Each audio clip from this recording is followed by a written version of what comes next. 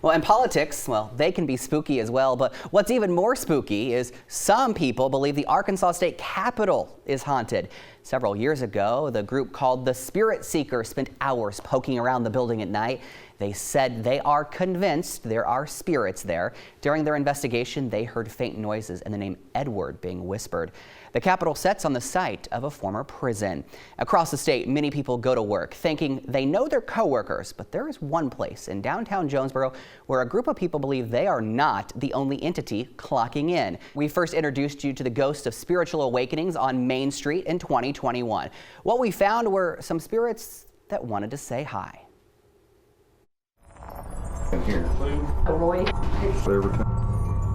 I'm telling. To the back of your neck, it's getting louder. No, there is something in here. I swear to God, I just felt something crawl up the back of my neck.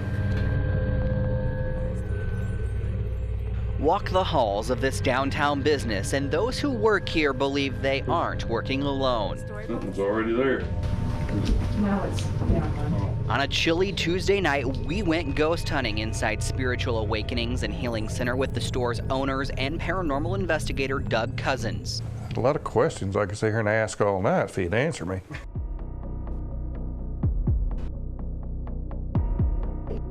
It started as a quiet night, some practical jokes at my expense. The folks I spent the night with thought brushing my back would be funny. Oh. Late into the hunt, things got interesting.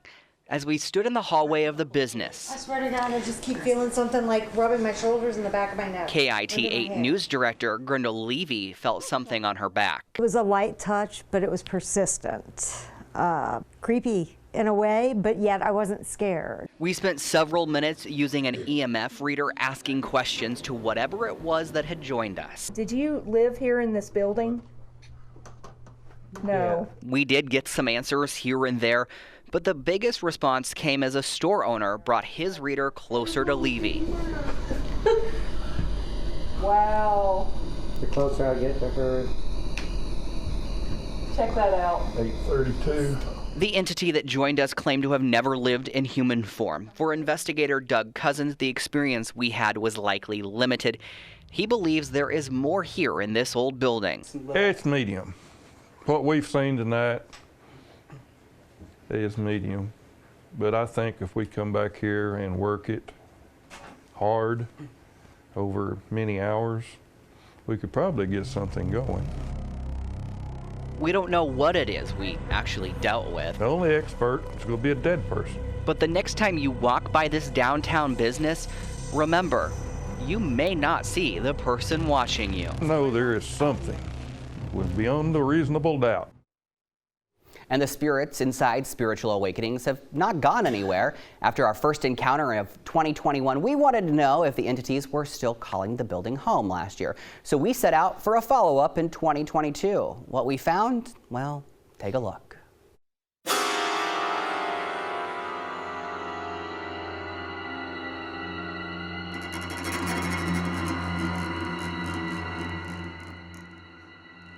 Are you a male? Have you ever been in human form? There's a lot of activity tonight. Inside the dark rooms of Spiritual Awakenings Did you come visit because I asked you to come visit with us? may live a piece of the past. Did you work in this building? On a dark Friday night, we set out to find who may be calling this decades-old building home. We began in a small room with basic questions. He's very excited about talking to us. Ones that can be answered with simple yes or no's. It wasn't scary. We kind of ran out of things to ask because it was only yes or no. It's not like they could come out and give us a life story. Roy Tanksley is the co-owner of the business. It's been around for the last year and a half, and on the night we visited, whoever called this building home had some stuff to say. There it goes. Hey, Mine's lighting up. Mom is too. yeah, both of them. They're trying to communicate. Good Lord Lord. Look at all those little... And our video caught something a little out of the norm. We had orbs, which are little lights that were like pouring down. A lot of activity here. The entity we spoke to using EVP reader said it had never lived in human form. Paranormal investigator Doug Cousins led our hunt. whoever we were talking to is pretty good, pretty cheerful. They seemed like they had a sense of humor at one point. Late into the hunt, things got interesting. As we stood in the hallway of the business, I swear to God, I just keep feeling something like rubbing my shoulders and the back of my neck. KIT8 news director Grindel Levy felt something on her back. It was a light touch, but it was persistent. A little different than a year ago when we did our first hunt. At that time, the spirits were getting a little too friendly with KIT8's news director. Cousins has a theory as to why the reactions of whatever we encountered this year were different than last year. I don't think we talked to the same person we did a year ago here. It just said spin if you can hear me in my head, and it started spinning. Throughout our hunt this year, we used new ways to communicate, including a pendulum and tarot cards, a specialty for store owner Tanksley. It's a child. He's waiting for a child. We don't know what we actually dealt with, but Cousins believes they are friendly. Peaceful. In peace. And likely here to stay. They're everywhere. It's like anything else. We have to live together. Now, those who work at Spiritual Awakenings work with these entities every day, and in many ways, they've just come to expect them to show up to work with them. We are now joined by Roy Tanksley, who works at the store still. Roy, what can you tell me about its experiences that you've had in the building? Well, first off, happy Halloween. Yes. But so when we first got there, we moved into the store in May of 21, and really didn't think much about it, but as time went on, stuff started happening. And you know, it's an older building and it wasn't anything unexpected, but we went through a period of time where there was a lot of activity. Things were flying off the walls. We had a jewelry display that tried to jump out of one of our customers and stuff, and we had to do some cleansing of the place and calming everything down because something had happened in there that irritated them. It may have been us, it may have been something else, we don't really know. But there's noises all the time there. A lot of the stuff we feel have to do with heat and cold. It'll be a perfectly fine day. The next thing you get this cold breeze going on in there with no explanation. And of course, there's always the stuff where your skin starts crawling a little bit. You know something's there. You don't know what it is. We're on their turf. We've moved into their space. And I think a lot of people think that all entities are like these evil things. These aren't. These are just energies that hang out there. So if they're friendly with us, we just accept them and go right on. And you have some spiritual gifts of your own. Can you tell me about those, what they are, and how you came about learning that you had them? Well, I was very skeptical until I was about 25. And a lot of things happened in a year. And one of the things that happened was a friend of mine brought me a deck of tarot cards. And I thought they were kind of hokey. Everything I'd seen was on television. And anyway, but I was curious about them, so I started playing with them. And the next thing I knew, I was able to get stories out of these cards. And then I started getting these spiritual lessons and being able to pass them on. So for the past 35 years or so, I've been working in this spiritual realm. I also have the ability to do healing work on people. All this has happened over a period of time, me working with it. Everything I've done, it started out with, I'll believe it when I see it, because I'm not very gullible, typically, so I'm pretty careful. But what I discovered is that the whole healing arts thing, it all works into one thing. A lot of people come to see me to get cards read or to get their chakras balanced or all these other things. But basically, I'm just a spiritual being having a human experience, which is like the rest of us. And my job is to show kindness and love. So, you mentioned this a little bit earlier, that you're on their turf when you moved in. And you mentioned that a lot of people think that spirits are evil or can be dangerous. And I've done 4 ghost hunts now with you, I believe, and never had a bad experience. What is it usually like for people who experience these ghosts or these entities? My sense, I don't know what it is for other people, but my sense is that they go in with a lot of fear, and so, or aggravation, and they tend to get the stuff stirred up. I don't do that. I've never been particularly scared. I've had some weird things happen. I guess the strangest one was I had a little apartment in Albuquerque, and I'm not a particularly good housekeeper, I'll tell you right that. But anyway, so my dishes were all in the sink, and I'd set a plate off on the table, and I turned around, and this plate leapt onto the floor right beside me and crashed. It was a ceramic plate and it broke. And I knew there was an entity in this house. I think it was a little old lady. I told her, I said, if you're able to move a dish, you can wash the dishes. And that's sort of the way I respond to it. It's like I'm not easily intimidated by stuff. I've done a lot of graveyard searching and stuff. I've had entities actually speak to me and all these different things. I don't get freaked out. Other people that do, you know, we're raised a lot of times to believe that all that is very evil. And it's I don't believe that. That's not been my experience. I've never been scared.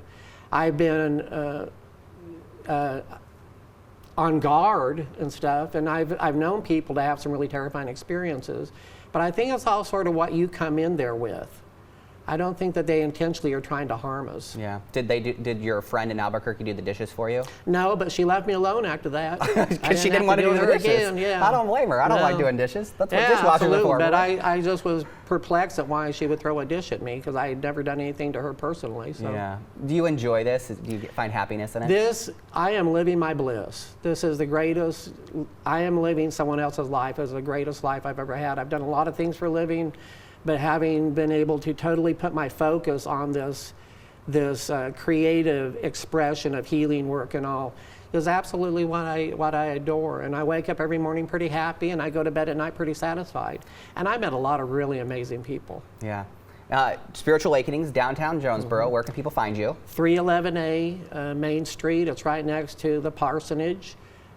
We sell crystals and jewelry and incense and all the divination tools and herbs and so on and so forth. And you can get readings there and healing work, and we have other people that are involved with us that do sound therapy and Reiki and all kinds of stuff. But we're sort of a non-traditional spiritual center. We're the original spiritual center for the town. The town has come a long way in opening their minds. And those who stop by might just get to say hi to a spirit or a friendly face that they don't see. Or at least me. At least Roy. All right, Roy, we appreciate all your help with these stories over the last couple years. Thank you so much, Chris. Yeah, and thanks for being here tonight. Appreciate it, Roy. Well, Jonesboro is full of hidden, haunted history. You may even pass it by every day and not know it. These places are the topic of a book, Haunted Jonesboro. Our Chase Gage talked to the author about the secrets that the town holds.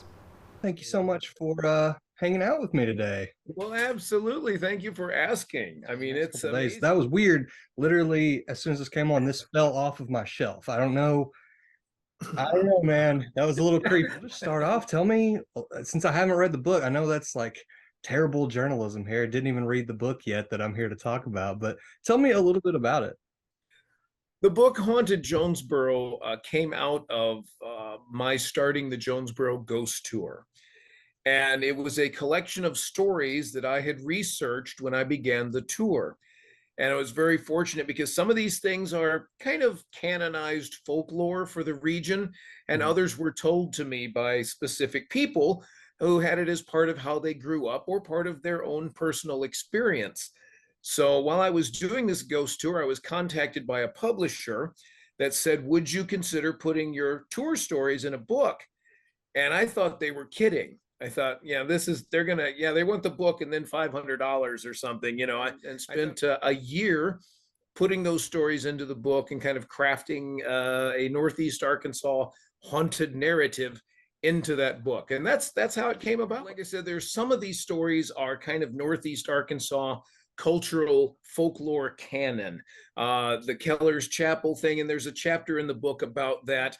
Crowley's Ridge State Park, there's one of those traditional stories. You know, every town has a story where when you're driving by at night, you see somebody hitchhiking on the road, right? And you pick them up and they give you some dire message about the end of the world or something going to happen. You look back in the rearview mirror and they're just gone. Yeah, right. Poof, gone. And that is a traditional story. Well, one of the versions of that story, really well known in our area there in Northeast Arkansas, is this teenager who was lost in a swimming prank out at Crowley's Ridge State Park. But that's one of those stories that every place and every town in the world has a version of, and that's Northeast Arkansas's version right there. There's one of my favorites was a story told to me by 3 retired nuns who worked at St. Bernard's. and it's called The Demon Waif of 73. You remember 1973, we had the devastating Jonesboro tornado. These two ladies were on duty at the hospital when that happened. And the cars and the ambulances just kept coming. People were injured. It was a terrible, awful, awful night for anyone in healthcare profession and first responders that night. And they had an experience with one little girl who was brought in who seemed to be, for lack of a better term, orphaned, and some very strange things that went on. These two ladies came to my ghost tour and asked if they could talk to me after it was over. They sat on a curb of the parking lot out in front of the forum, and they told me this story. And they said they just felt compelled to come and tell me this story because they wanted to give that story away, that they had held it for so long. And I got to tell you, it is a spine tingler. I just think that's really cool that it's maybe a history here, you know, partially haunting, partially history that people just don't know about. Right. We always called the ghost tour a time where history meets mystery. There you go. Because it is built into the history of any place, any town in the world has these ghost stories. And part of what ghost stories do from an anthropological point of view is they affirm to us a just universe, right? Like if I'm just making something up here, but let's say someone was greatly wronged or murdered unjustly. Oh, their ghost comes back to tap you on the shoulder and seek justice. So you'll finally find out the truth. So there's a factor of that. And then underneath that, of course, is the idea that life goes on after our time physically on planet Earth. And it affirms that to us as well. Now you can break those down into a bunch of different categories, but historians see a great value in this because your ghost stories tell me a lot about your values. Obviously, how do we get our hands on one of these books? And like I said, my boss has one that I can borrow, but if I want one for my bookshelf back here, how do I get a hold of that book? So the truth is the book is out of print right now. Okay. Now, as I understand, you can go on eBay or something and get a copy for $2,500. And I'm just going to say, listen, if you want to do that, just send me the $2,500. I'll tell you stories all night. Okay? There you go. That sounds like a bargain right there, man. There you go. So the truth is you can't get it right now unless you find it from a used bookseller, Abe Books or something like that. Might be a few copies floating around, but that's been a deal that it's out of print and is still in demand, which again is like, I didn't see that coming. Okay. But we're going to do a new version of it and it will be released next Halloween. The updated, expanded version of Haunted Jonesboro will come out next Halloween. That's when you can pick one up, and it'll be bigger and better than the old version.